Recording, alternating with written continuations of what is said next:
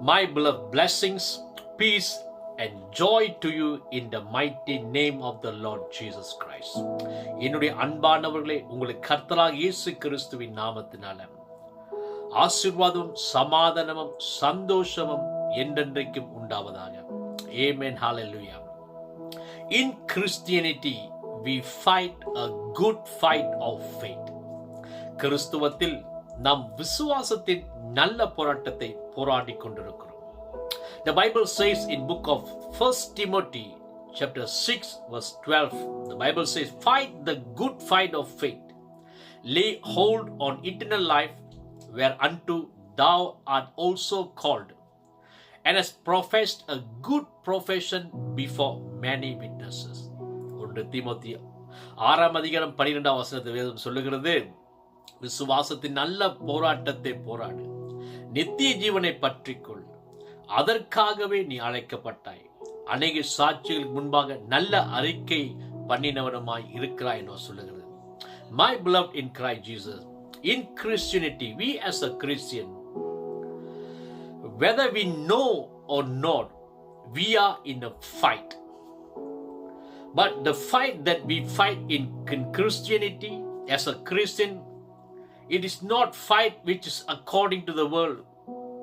According to the world, they fight with the flesh and blood. That means they fight against the physical body, the human. கிறிஸ்துக்கு அன்பானவர்களே, இனி கிறிஸ்துவத்தில் ஒரு கிறிஸ்துவலா இருக்கிற நம்முடைய வாழ்க்கையில நமக்கு ஒரு போராட்டம் இருக்கிறது.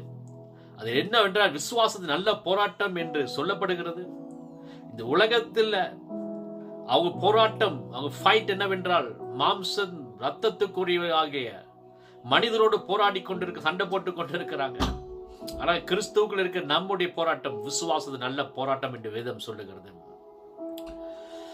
Some people don't like to hear this because they are just not willing to fight.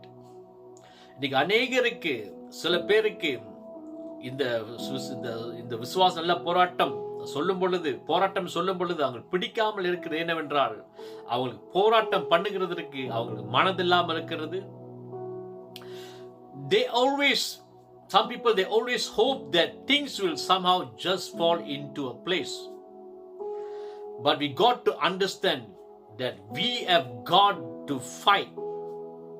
Why we have got to fight the fight of faith? Because there is an adversary working to ensure that things don't fall into place for us.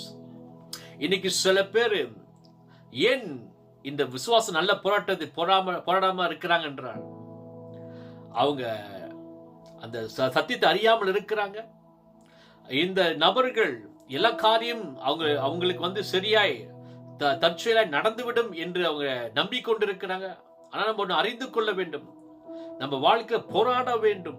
எதுக்கு நாம் போராட வேண்டும் என்றால், ஏனென்றால் நம்ம வாழ்க்கையில காரியங்கள் நம்ம வாழ்க்கை சாதகமாய் வந்து விழாதபடிக்கு நமக்கு ஒரு எதிராளி இருக்கான் என்று நம்ம அறிந்து விசுவாச நல்ல போராட்டத்தை போராட வேண்டும். Understand, my beloved, that the world is hostile to our faith. The world is hostile to the kingdom of God. But Jesus, however, he said in John chapter 16 verse 33, these things I have spoken to you, that in me you may have peace. In the world you will have tribulation, but be of good cheer. I have overcome the world. கிறிஸ்துவின் அன்பானவர்களே, நம்ம அறிந்து கொள்ள வேண்டும், இந்த உலகம் நம்முடைய விசுவாசத்துக்கு எதிர்ப்பா இருக்கிறது. இந்த உலகம் தேவராஜ்யத்துக்கு எதிர்ப்பா இருக்கிறது. ஆனா கர்த்தராகிய இயேசு கிறிஸ்து இருப்பினும் சொல்லி இருக்கிறார், யோவான் 16 அதிகாரம் 33, என்னிடத்தில் உங்களுக்கு சமாதானம் உண்டாகும் பொருட்டு இவைகளை உங்களுக்கு சொன்னேன். உலகத்தில் உங்களுக்கு உபத்திரம் உண்டு, ஆனாலும் திடன் கொள்ளுங்கள், நான் உலகத்தை ஜெயித்தேன் என்றார். Amen. Hallelujah. So my beloved in Christ Jesus, we are not trying to overcome the world, but we already overcome the world in Christ Jesus, and now we keep it in that position with our faith.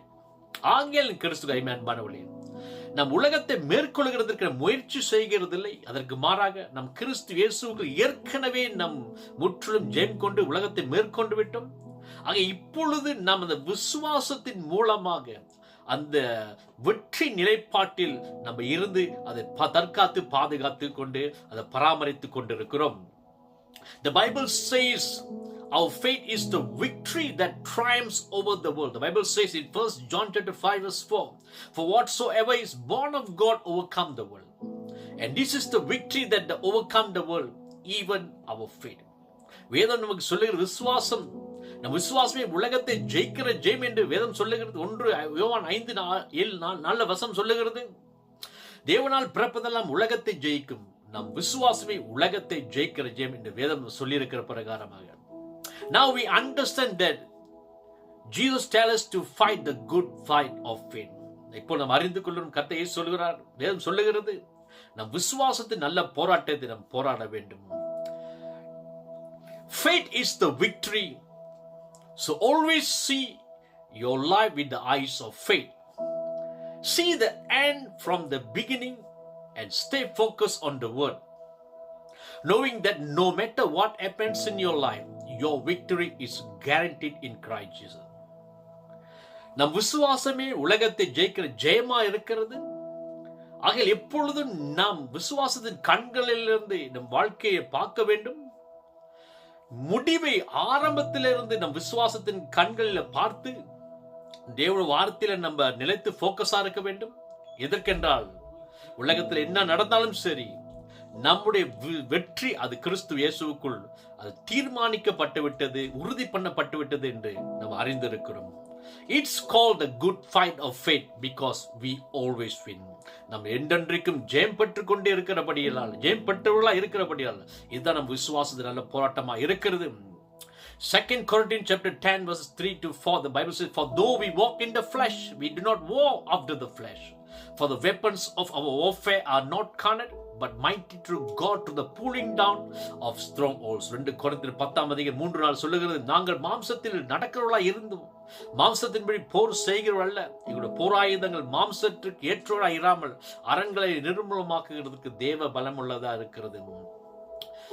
My beloved in Christ Jesus, although we live in the flesh, in a physical body, but we don't walk, we don't live, don't walk according to the physical flesh, but we make war according to the mighty, the word of God, the mighty word of God, through God, to the pulling down of strongholds.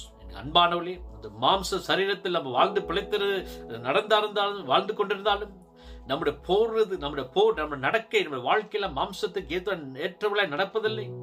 அதற்கு மாறாக நம்முடைய போராயுதங்கள் தேவனுடைய வார்த்தையுமாக போராயுதங்கள் அது மாம்சத்துக்கு ஏற்ற இராமல் அரண்கள் நிர்மூலமாக்குகிறதுக்கு தேவ பலம் உள்ளதா இருக்கிறது அறிந்து கொள்கிறோம். My beloved in Christ Jesus, there are 3 important things that we need to note as we fight the good fight of faith. First is we need to refuse to consider the sensory perception and focus on the word. The secondly, keep renewing our mind with the word of God and let the word of God be our motivation. And the third, that we need to meditate on the word of God to deepen its impact in our life. அன்பானவர்களே, விசுவாச நல்ல போராட்டத்தில் போராடி கொண்டது வாழ்க்கையில 3 காரியத்தை நம்ம குறிப்பிட வேண்டும், கவனமாய் நம்ம நோட் பண்ண வேண்டும். என்னவென்றால், முதலாவது, நம்முடைய வாழ்க்கையில தரிசித்து நடவாமல் நம்ம உணர்கிற பிரகாரமாய் நடக்காதபடி, பார்க்கிற பிரகாரமாய் நடக்காதபடிக்கு நம்ம இருக்க வேண்டும், அது மறுக்க வேண்டும் மற்றும் தேவனுடைய வார்த்தையில போக்கஸ் பண்ண வேண்டும். இரண்டாவது, நம்ம வார்த்தை நம்முடைய மனதை தேவனுடைய வார்த்தையில புதுப்பித்துக் கொண்டிருக்க வேண்டும். தேவனுடைய வார்த்தை நம்முடைய வாழ்க்கையில மோட்டிவேஷனா இருக்க வேண்டும். மூன்றாவது, கடைசியாக தேவனுடைய வார்த்தை இன்னும் ஆழமாக தியானிக்க வேண்டும். எதுக்கென்றால், இந்த வார்த்தை தியானிக்கும் வாழ்க்கையில ஆழமான ஒரு தாக்கத்தை தேவனுடைய வார்த்தை உண்டு பண்ணுறதுக்கு தேவனுடைய வார்த்தை தியானிப்போமாக. Bible says in book of John chapter 1 verse 8, this book of the law shall not depart from your mouth, but you shall meditate in it day and night, that you may observe to do according to all that is written in it, for then you will make your way prosperous and then you will have a good success. இந்த யோசுவா 1:8 சொல்லுகிற இந்த நியாயப்பிரமாண புஸ்தகம் வாயை விட்டு பிரியாது இருப்பதாக, இது எழுதியிருக்கிறபடி எல்லாம் நீ செய்ய கவனமா இருக்கும்படி இரவும் பகலும் அதை தியானித்துக் கொண்டிருப்பாயாக, அப்பொழுது நீ வழியை வாய்க்க பண்ணுவாய், புத்திமானை நடந்து கொள்வாய் என்று வசனம் சொல்லியிருக்க பிரகாரமாக. My beloved in Christ Jesus, let us meditate the word of God always. that we will always have victory in Christ. ஆகையால் கிறிஸ்து இயேசுவில் எப்பொழுது வெற்றி சிறந்து வாழ்ந்து கொண்டே இருக்கிறதுக்கு எப்பொழுது தேவனுடைய வார்த்தையை நாம் தியானித்துக் கொண்டிருப்போம். Remember, ye are of God, little children, and have overcome the world, the Satan, because greater is he that is in you than he that is in the world. 1 யோவான் 4 சொல்லியிருக்க பிரகாரமாக அன்பானவர் நினைவு கூறுங்க, நினைத்துக் கொள்ளுங்க.